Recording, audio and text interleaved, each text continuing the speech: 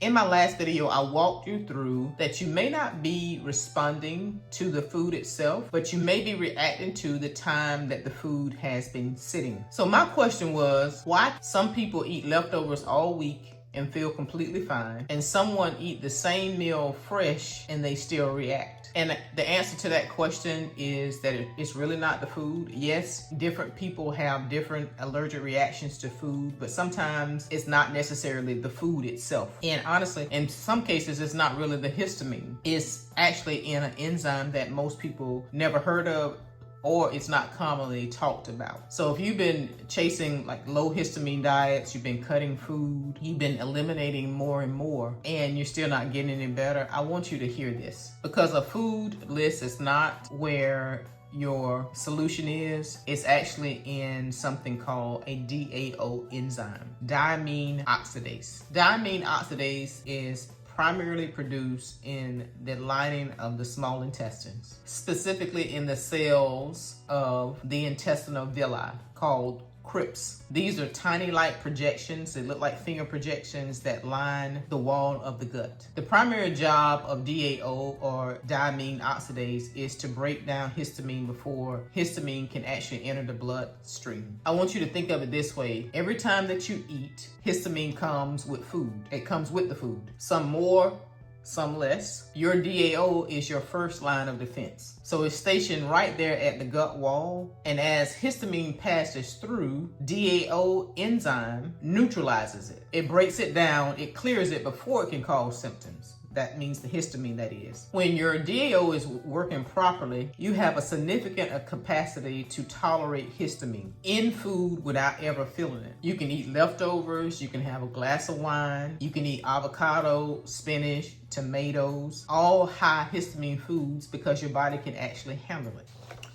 But when DAO is low, that capacity disappears. And now that same food that used to be fine, that you never had really any problems with, start to become a problem. Not because the food changed, and yes, quality of food does matter, but because your ability to process that food has changed. And I want you to remember this, that histamine intolerance is not a food allergy. If you will go to the doctor, a lot of times people are not diagnosed properly and given the right protocol because it is treated as an allergy. That is two different things. It's an enzyme insufficiency. I want you to understand that. And that distinction matters significantly on how you approach it. So the obvious question would be, what would deplete DAO in the first place? So if it can become low, what depletes it? And this is where I think conventional conversation falls short, because most resources would give you a list of high histamine foods and just tell you to avoid it, which is good, because I think in some ways you really need to do an elimination, but at the same time, you want to find the root cause of the problem. Here are the primary drivers I see, and I want you to sit with these and just really think about whether or not this is something that you may need to consider for yourself. Number one, gut lining damage. Because DAO is produced in the intestinal lining, anything that would damage that intestinal lining would compromise DAO production. Some things like leaky gut, intestinal permeability, chronic inflammation, repeated antibiotic use, all of these erode the tissue responsible for making the enzyme. This is why I do not address histamine intolerance without looking at the gut integrity. They are the same conversation. Number two, certain medications. This one surprises most people. Things like NSAIDs, such as ibuprofen, aspirin, Aleve is another. All of those are known to deplete the DAO. Some antidepressants, antihistamines, and acids is another thing. So if you take a lot of Tums, you have a lot of indigestion, I would encourage you to try to find out the root cause and don't continue to take antacids, because not only does it depletes the DAO, taking antacids and things like that actually can deplete your iron absorption. So if you're someone who's used medications that I named, or maybe even some others that I did not name, consistently over the years, that history matters when you're trying to understand your histamine threshold. Number three, nutrient deficiencies. DAO is not produced in a vacuum. It requires specific cofactors, vitamin B6, vitamin C, and copper, in order to function properly. And here's the compounding problem. If your gut lining is compromised, your ability to absorb those nutrients is also compromised. So gut damage increases the enzyme deficiency, and the deficiency makes it harder for the gut to repair, therefore creating a cycle. Number 4, which most people won't believe, but it's alcohol. Alcohol is problematic for a lot of reasons, but this is one. Alcohol increases histamine and it blocks DAO. Alcohol both releases histamine and then it also blocks DAO activity, which is why so many people realize that even a small amount of alcohol brings about a disproportionate reaction. Headaches, flushing, congestion, disrupted sleep. And this is not necessarily an alcohol sensitivity. This is DAO suppression. Now, the funny thing, many people that come to me have been living with many of these factors for years, several of them at the same time for years, without connecting them to their food reactions. This is why with my clients, I do not look at histamine in isolation. I look at the full picture of what has happened to the gut and to the enzyme that depends on it. So how do you know whether or not DAO is the root cause of your reactions? There is an actual lab test for this. You can actually do blood or stool, and I recommend stool. This is something like someone myself who has a functional and integrated background in training. This is something that I do offer to my client, that I would encourage you to ask for it specifically rather than waiting for it to be offered, because most time people struggle and they have been suffering for a long time before this issue is even brought up. So here's what the results will tell you. If your DAO activity comes back low, that tells you that your capacity to break down dietary histamine is compromised.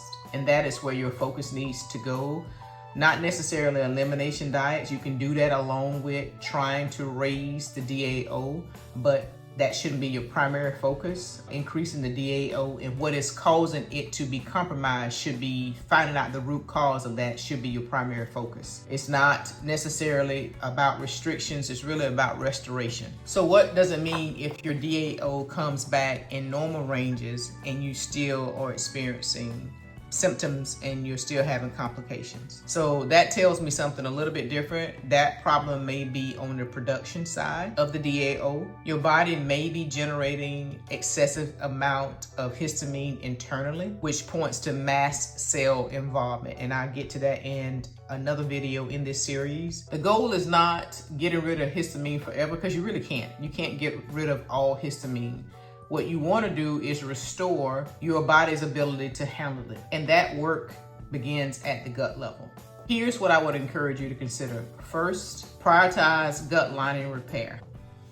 This is a foundational step. L-glutamine is, some people may say L-glutamine is probably one of the most heavily researched supplements or nutrients for supporting intestinal lining integrity. Bone broth, which can be considered a higher histamine food, so be careful with that if you're actually having some problems. Zinc and collagen also are commonly used in repair of the gut. You cannot produce adequate amounts of DAO if you have a compromised gut wall. So it is in my opinion that this is where you would start. Secondly, you would address the cofactors, things like I said, vitamin B6, vitamin C, and copper, to make sure that those are optimized. Obviously, if your DAO is not optimized, you're not absorbing these other cofactors.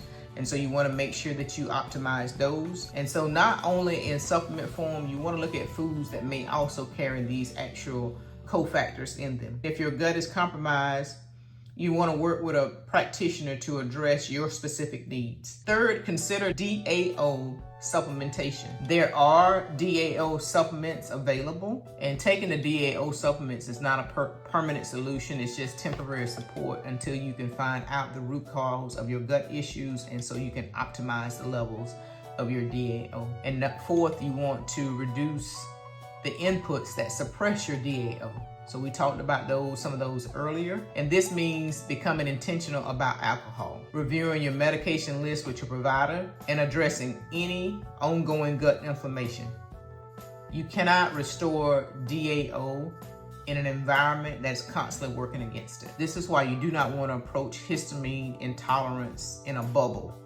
You want to look at histamine intolerance and gut health as a combination. This is why you don't want to address histamine intolerance as a dietary problem. If you have been on a low histamine diet month after month and you have continued to remove foods from your food list and you're still not getting any relief, I want you to consider that the diet itself was not the problem to solve. It is the enzyme that you might want to consider. Your body, my body, has a built-in system to manage histamine. And when that system is working, you have far more freedom and flexibility in what you are intaking. And the work does not come from what you take off your plate permanently. The work comes from restoring your gut health. The work is about restoring what your gut was designed to do in the first place. I hope that you would not only look at this information for yourself, but you would share this with someone who has been told for years that they are having allergic reactions or stress or something of that nature, and they're not getting any better. There is so much more to understand here, and understanding changes everything. In the next video, we're going to discuss why this becomes significantly more complicated for women over 40, specifically because the relationship between histamine and estrogen. And if you're a woman over 40 and you have noticed that your food reactions have gotten worse over the recent years, that video was made for you. I will link it as soon as it becomes live.